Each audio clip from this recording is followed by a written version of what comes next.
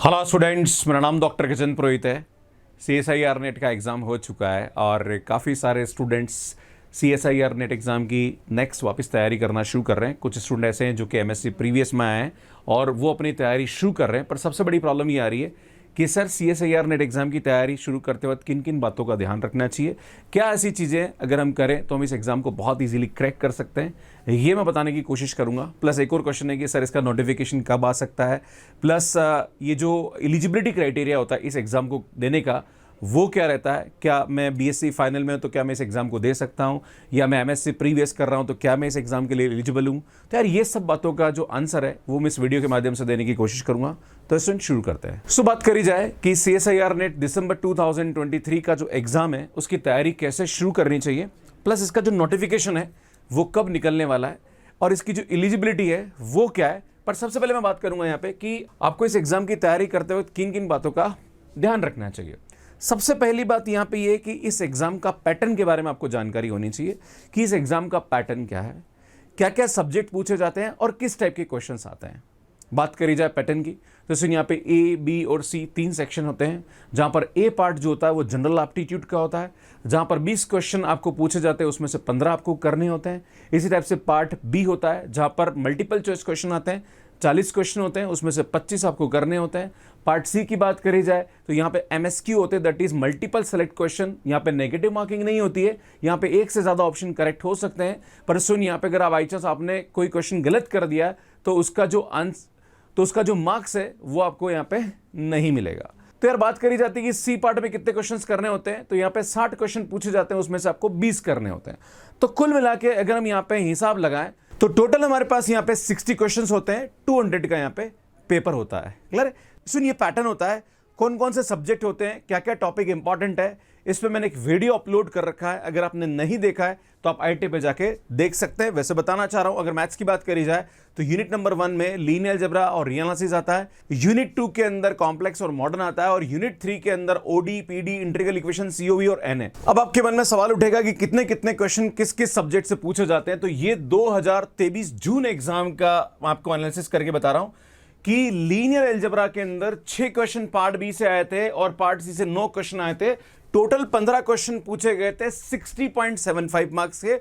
अगर बात करी जाए रियल एनालिसिस की तो रियल एनालिसिस के अंदर 6 क्वेश्चन पार्ट B से आए थे, 9 क्वेश्चन पार्ट C से आए थे। टोटल 15 क्वेश्चन पूछे गए थे, 42.75 मार्क्स के यहाँ पे पार्ट C से क्वेश्चन थे और 18 मार्क्स के यहाँ पे पार्ट B से थे। टोटल 60.75 मार्क्स के थे। अगर बात करी जाए, ये यूनिट नंबर 1 होता है और यूनिट नंबर 1 के अंदर लगभग 122 मार्क्स के क्वेश्चन पूछे गए थे। अगर बात करी जाए यूनिट नंबर 2 जिसके अंदर कॉम्प्लेक्स, ग्रुप थ्योरी और रिंग थ्योरी, तो इसके अंदर टोटल हमारे पास जो क्वेश्चन आए थे, कॉम्प्लेक्स में 4 क्वेश्चन पार्ट B से, 4 पार्ट C से थे, टोटल 8 क्वेश्चन आए थे, 31 मार्क्स के थे।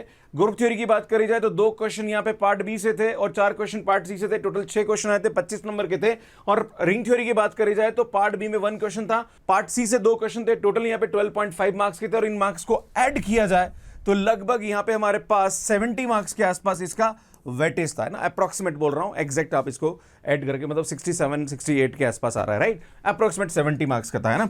इसमें ये जो था ये हमारे पास यूनिट 3 होता है जिसके अंदर OD, PD, integral equation, COV और न्यूमेरिकल एनालिसिस। तो इसमें यहाँ पे OD की बात करी जाए तो 2 क्वेश्चन पार्ट B से और 3 क्वेश्चन पार्ट C से थे, टोटल 5 क्वेश्चन पूछे गए थे 20 नंबर के। अगर PD की बात करी जाए तो 2 क्वेश्चन पार्ट B से और 2 क्वेश्चन पार्ट C से, टोटल 4 क्वेश्चन पूछे गए थे 15.5 मार्क्स के। अगर हम इंटीग्रल इक्वेशन की बात करी जाए तो 1 क्वेश्चन पार्ट B से था, 2 क्वेश्चन पार्ट C से था, टोटल 3 क्वेश्चन पूछे गए थे 12.5 मार्क्स के। कैलकुलस ऑफ वेरिएशन की बात करी जाए तो 1 क्वेश्चन पार्ट B से और 2 क्वेश्चन पार्ट C से, टोटल 3 क्वेश्चन पूछे गए थे 12.5 मार्क्स के। और अगर न्यूमेरिकल एनालिसिस की बात करी जाए तो 1 क्वेश्चन पूछा गया था जो कि 3 नंबर का था। तो अगर मैं इन सभी की कैलकुलेशन करूं यहाँ पे तो यहाँ पे हमारे पास जो थे टोटल मार्क्स तो अराउंड 63 मार्क्स के आसपास ये पूछा गया था। तो यूनिट नंबर 1 जो होता है वो बहुत बड़ा रोल प्ले करता है और ये मार्क्स डिस्ट्रीब्यूशन था। अब इसके अंदर क्या क्या टॉपिक इंपॉर्टेंट है इस पे मैं एक वीडियो नेक्स्ट अपलोड करूंगा जिसके अंदर बताऊंगा कि सब्जेक्ट वाइज कौन कौन से टॉपिक जो होते हैं वो बड़े इंपॉर्टेंट होते हैं जिनको आपको बहुत अच्छे तरीके से करना चाहिए। इसलिए ये मैं आपको बताऊंगा नेक्स्ट वीडियो में। अब आगे बढ़ते हैं। अभी मैंने आपके सामने ये बताया कि कौन कौन से यूनिट में क्या क्या सब्जेक्ट होते हैं और किसका कितना वेटेज होता है। तो आपको यहां पे सेलेक्ट करना होता है यूनिट्स को जो कि आप एग्जाम के लिए प्रिपेयर करना चाहते हैं। वैसे मैं आपको बताना चाह रहा हूं यहां पे कि अगर मैथ्स के स्टूडेंट है तो आपको यूनिट नंबर 1, यूनिट नंबर 2 और यूनिट नंबर 3 तीनों को करना चाहिए। प्लस इसके अंदर सबसे बड़ी दिक्कत होती है कि किसी भी एग्जाम में सेलेक्ट होने के लिए हमारी सेलेक्टिव स्टडी बहुत बड़ा रोल प्ले करती है, राइट। अगर कहीं ना कहीं बच्चे क्या होते हैं कि इस एग्जाम की तैयारी शुरू करते हैं और बड़ी बड़ी किताबें खोल के बैठ जाते हैं, है ना, उनको समझ में कुछ नहीं आता, डीमोटिवेट हो जाते हैं, फिर तैयारी छोड़ देते हैं।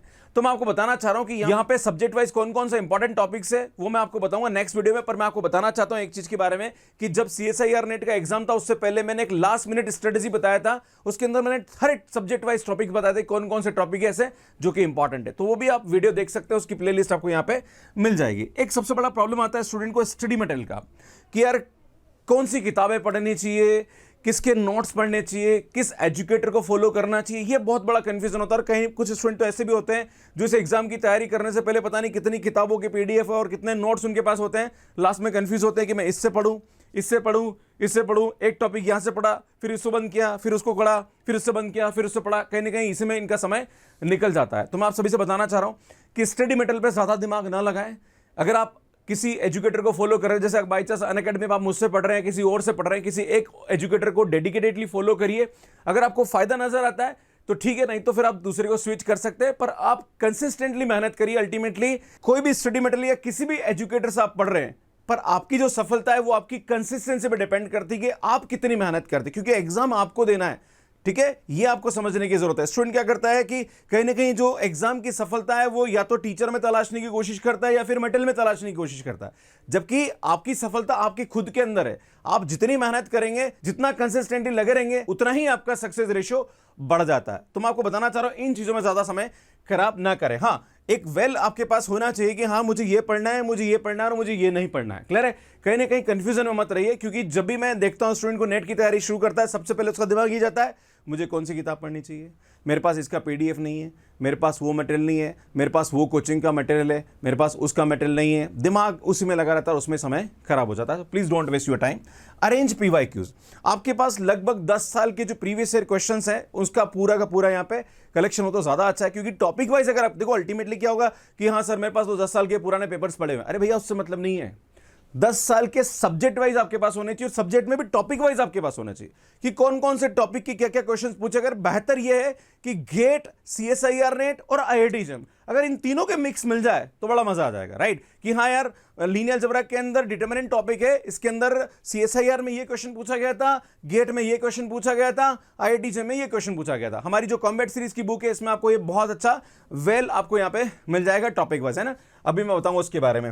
नेक्स्ट बात करना है basic to advance concept learning पे फोकस करिए। सबसे पहले बेसिक्स को पढ़ना स्टार्ट करिए। अगर आप देखेंगे मैंने भी पढ़ाना शुरू किया है नेक्स्ट दिसंबर 2023 एग्जाम के लिए, जहां पर मेरा जो कोर्स है वो फाउंडेशन का है और बेसिक बिल्डिंग सीरीज में यहां पे करा रहा हूं, जहां पर सबसे पहले हमारा मेन ऑब्जेक्टिव होता है कि स्टूडेंट को बेसिक कंसेप्ट से काम कराया जाए, क्योंकि जब तक आपके कंसेप्ट क्लियर नहीं होंगे, क्योंकि मैक्सिमम स्टूडेंट्स का होता है कि सर हमने BSc करी है, MSc भी हम कर रहे हैं, पर हमारे कॉलेज में इतनी पढ़ाई नहीं होती, नहीं हमने इतनी अच्छी तरीके से पढ़ाई करी है, तो हमें तो पूरा जीरो से स्टार्ट करना है। तो यहां पे बताना चाह रहा हूं कि हमारा जो कोर्स है वो फाउंडेशन हम पढ़ाते हैं, और आपको यहां पे भी अगर खुद से स्टडी करनी है तो भैया आप बेसिक्स पे काम करना शुरू करिए। अगर आप यहां पे देखना चाहते हैं बेसिक कंसेप्ट के ऊपर, तो linear algebra, real, linear, complex, modern, इन सब पे मैंने अपने YouTube पे बहुत अच्छा काम कर रखा है, तो वहां से भी आप अपने कंसेप्ट्स क्लियर कर सकते हैं, राइट। तो बेसिक से आप अपनी पढ़ाई शुरू करिए।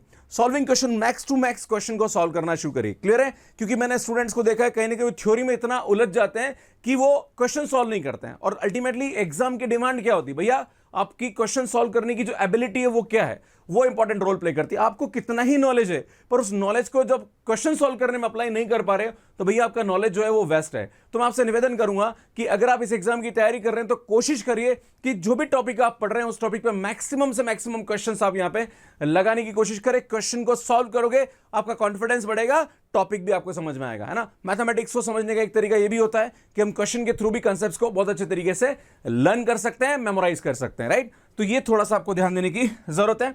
फॉलो अ मेंटर, जो भी आप जिसको भी आप फॉलो कर रहे हैं उसको आप कंसिस्टेंटली फॉलो करिए। मैं स्टूडेंट को देखता हूं कभी इसकी बातें सुन रहा है, कभी उसकी बातें सुन रहा है, कभी उसकी बातें सुन रहा है, और कहीं ना कहीं वो भटकता रहता है। तो आपको ये समझने की जरूरत है कि जो भी मेंटर जिसको आप फॉलो करते हैं उसको कंसिस्टेंटली फॉलो करिए, सुनिए, समझने की कोशिश करिए कि वो कहना क्या चाह रहा है, और उसको आप अपने तैयारी के अंदर इंक्लूड करने की कोशिश करिए, है ना। जैसे मैं बच्चों को बोलता हूं कि यार आपको क्लासेस अटेंड करनी है, आपको शॉर्ट नोट्स बना के उसको रिवाइज करना है, प्लस जो भी आप जब भी आपको टाइम मिलता है तब ज़्यादा क्वेश्चन सॉल्व करना है। जनरल एप्टीट्यूड को भी आपको कंसिस्टेंटली टाइम देना चाहिए कि अगर आप जनरल एप्टीट्यूड की बात करें तो डेली कम से कम आपको 1 घंटा इस पर टाइम देना चाहिए। अगर आपकी 9th और 10th के एनसीईआरटी मैथमेटिक्स है उस पर थोड़ा सा अगर आपको टाइम मिले तो देखना चाहिए। और जो भी आपको यहाँ पे बताना चाह रहा हूँ कि अगर आपको जनरल एप्टीट्यूड पे इतना टाइम नहीं मिल पा रहा तो इसमें मैंने इस पर बहुत अच्छी सीरीज बनाई थी। अभी एग्जाम से 1 महीने पहले लगातार मैंने 25 से 30 वीडियो अपलोड किए थे। अगर उन 30 वीडियो को भी आप देख लोगे ना यार, आपका जनरल एप्टीट्यूड बहुत अच्छा हो जाएगा। क्लियर है? प्लस मैंने प्रीवियस ईयर क्वेश्चन पे भी बहुत अच्छा काम कर रखा है टॉपिक वाइज, तो यार वो भी देख सकते हो, वो आपको ITAB पे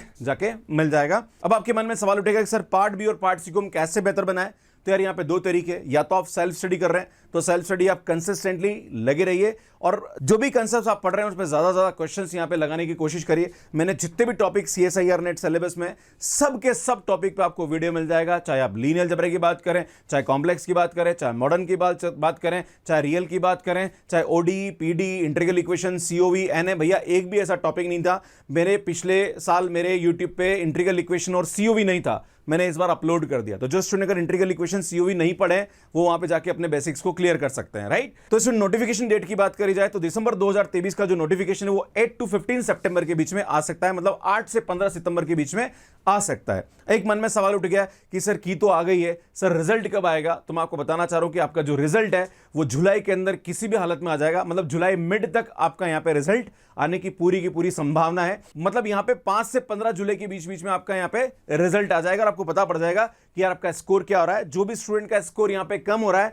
तो आपको डीमोटिवेट होने की जरूरत नहीं है, कहीं ना कहीं वापस आपको लगने की जरूरत है। अगर आप चाहते हैं कि हाँ सर मैं रिसर्च करना चाहता हूं, मैं कॉलेज में प्रोफेसर बनना चाहता हूं, तो आप यहां पे डीमोटिवेट ना हो और अपनी तैयारी वापस से शुरू कर दें। मैं यही एडवाइस देना चाहूंगा। अब बात करी जाती है कि सर एग्जाम कब हो सकता है, तो एग्जाम जो होगा वो दिसंबर में होगा। नॉर्मली 15 दिसंबर से लेके 30 दिसंबर के बीच में कोई भी डेट हो सकती है, क्योंकि बहुत टाइम बाद दिसंबर का एग्जाम यहाँ पे होने वाला है, मतलब लगभग 2 साल हो गए इस एग्जाम को हुए। तो यहाँ पे जो एग्जाम डेट है मेरे हिसाब से यहाँ पे 15 दिसंबर से 30 दिसंबर के बीच में यहाँ पे हो सकती है। कुल मिला के मैं आपसे यहाँ पे कहना चाहूं तो भैया आपके पास सिर्फ 5 महीने बचे हुए हैं और इस 5 महीने में आप बेहतर तरीके से तैयारी करके आप इस एग्जाम को क्रैक कर सकते हैं। एक लास्ट में क्वेश्चन होता है कि सर हमें कितना घंटा यहाँ पे पढ़ना चाहिए? तो भैया अगर कंसिस्टेंटली अगर आप 4 घंटे भी स्टडी कर रहे हो तो इस एग्जाम को क्रैक कर सकते हैं। पर कभी कभी स्टूडेंट को देखते हैं 2 घंटे पढ़ लिया, फिर बीच में 2-3 दिन का गैप हो गया, फिर वापस 2-3 घंटे पढ़ लिया। भैया अगर इस तरीके से आप तैयारी कर रहे हो तो इस एग्जाम को क्रैक नहीं कर सकते। आपको कंसिस्टेंटली यहाँ पे मेहनत करने की आवश्यकता है। आपके हिसाब से CSIR नेट का नोटिफिकेशन कब निकल सकता है और एग्जाम डेट क्या हो सकती है? प्लीज कमेंट करके जरूर बताइए। अगर आप क्वेश्चन प्रैक्टिस करना चाह रहे हैं तो मेरी बुक्स यहाँ पे Amazon और Flipkart पे अवेलेबल है। ये वाली जो बुक है इसको भी हमने मॉडिफाई किया है, इसमें जून 2023 के क्वेश्चंस को भी इंक्लूड किया है। और इसमें ये जनरल एप्टीट्यूड की बुक है, इसको भी आप बाय कर सकते हैं। और सुनिए IIT-JEM की बुक है, अगर आप यहाँ पे इस एग्जाम की तैयारी कर रहे हैं तो इन बुक को आप देख सकते हैं। सुनिए Flipkart और Amazon पे अवेलेबल, इसका लिंक आपको